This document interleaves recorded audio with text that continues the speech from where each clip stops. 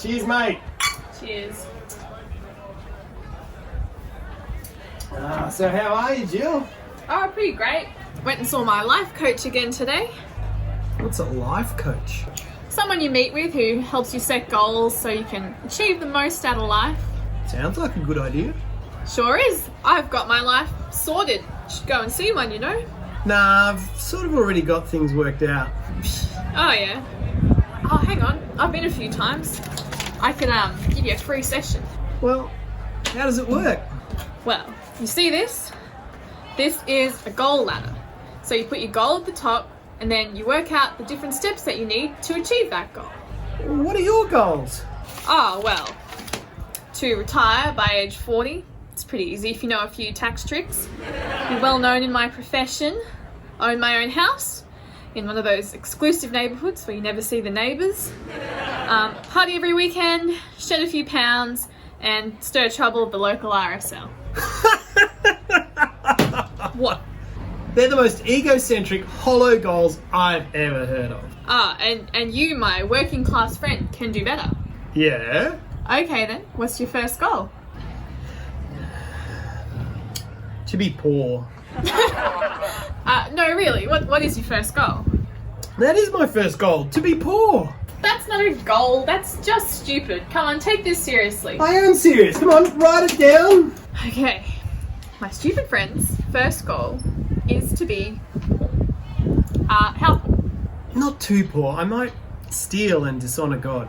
You're serious, aren't you? Yeah.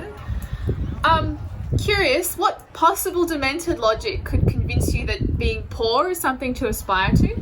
Because the poor get entry into the kingdom of heaven. So you want to be poor now for some pie-in-the-sky return in the future? No, the kingdom is now. Plus, the poor get more out of life now. That's funny. The last I looked, I think the rich were getting more out of life. The popularity, the cars, the houses. The divorces, the paparazzi, the lawsuits, the stock market crashes, the misery, isolation, insecurities, drug dependencies, the fickle friends and fleeting fame. They can have it. Yes, well, the poor have their share too. I mean, name one thing the poor have that the rich don't. Just one. The poor rest their security on people, not things. The poor have no exaggerated sense of their own self-importance. The poor know the difference between a want and a need. The poor know how to wait, and the poor have a dependency on God that the rich will never know. Okay. How do you plan to achieve this goal? A life of sloth and boredom? Plenty of hard work and generosity. Let's move on then. What's your next goal? I want to cry a lot. You really have got things backwards, mate. Although, I mean, being poor, you probably would cry a lot. No, I want to mourn with people. Okay, my friend of little brain capacity. Tell me, what attracts you to mourning? People who mourn, who suffer, they just see things more clearly. And one day they're going to know eternal comfort. I can't wait to mourn at your death.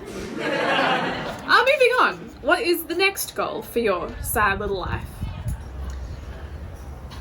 I want to be called names. That's it. I can't take any more of this. Why in heaven's name would anyone want to be called names? But that's just it. I want to be called names so that I find my name in heaven. You really do take this heaven stuff pretty seriously, don't you? Not only me, there's many others who've endured suffering for the sake of what is right and changed the world. Gandhi, Martin Luther King, Mother Teresa. Never heard of him. You will.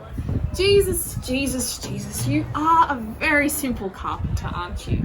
I mean, this is probably the most stupid conversation I've ever had. If you actually went around making these goals of yours public, I reckon you would be arrested by your own people.